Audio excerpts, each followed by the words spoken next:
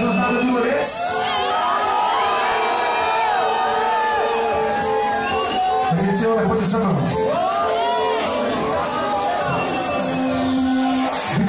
Včera bylo to jenom slovo, jenom já a můj pocit, že to bude ono.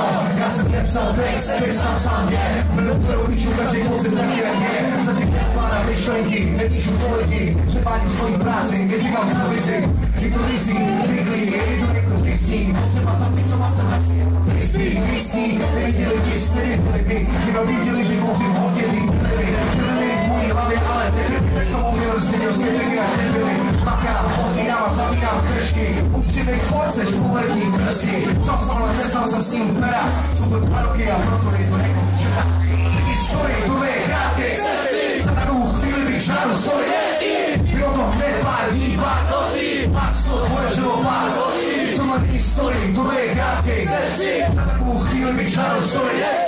Bylo to hned pár dní, pár nocí, pár slov, podařilo pár nocí. Měl jsem tolik materiálu, že to nebylo hezký, ale nejde, protože hovado nesmí. Pokračoval jsem to zase povolení, je to druhý, silný a to sedí. Je to vzkoura, schopná stavět a poura, prý zbourá, kde bude ouba. Píšu to dotýká, píšu to každý den, denní po 2 roky rozabírám startej den. Začínám ovládat myšlenky, chytat to do ruky, sníhat ty principy, skládat ty kupy, postupy šlapou a čekám na produkci.